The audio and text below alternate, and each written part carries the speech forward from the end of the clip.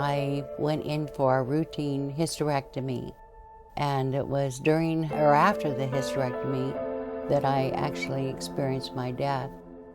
I was out of recovery and in my private room when I awoke at about 9:30 in the evening. I didn't feel any pain. It was just this feeling as though every last drop of blood had drained from my body. And I tried to reach for the nurse, but I was too weak to reach the little buzzer that they had placed by the side of my bed. I then felt this sensation coming up from my feet, a numbing type thing. And then all of a sudden, I felt a movement in my chest. And then there was a sound like a pop.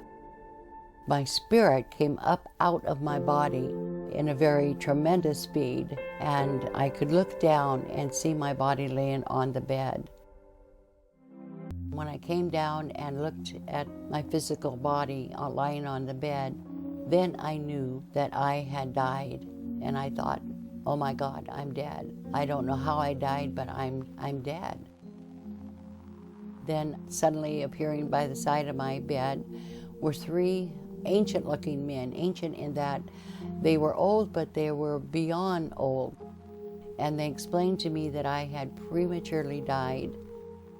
I wanted so much to see my family, so I went out the window and I traveled to my home.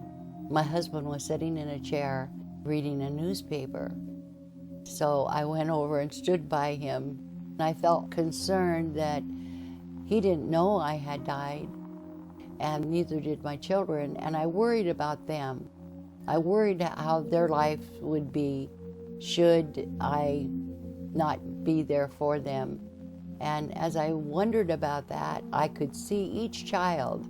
I just saw each phase of their life and that their lives would be fine even without me. So I felt content as any mother would that, you know what, they're going to be okay. Then I went back, traveled quickly back to the hospital bed and was drawn into this immense tunnel. There was sound, there was music, there were chimes. It was extremely relaxing, very comfortable. And I went through the tunnel, into the tunnel, and traveled into this black space. Then suddenly I saw a form at the very end of the light. And he said, "It's not yet your time. It's not yet your time." Some angels or guardians or guards or supporters of him and me came. There were three women, and he said, "Show her everything that she needs to know."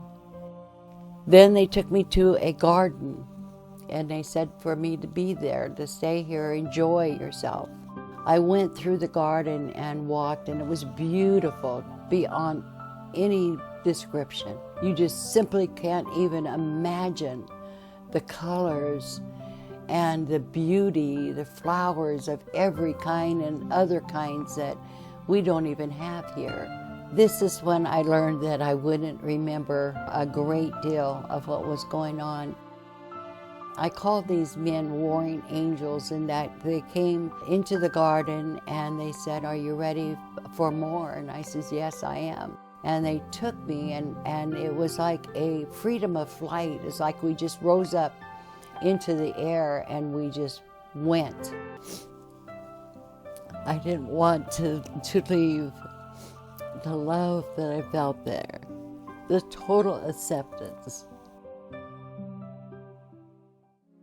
I saw a beautiful man that I recognized to be the Father, God. And I ran to him and fell at his feet, my head on his lap.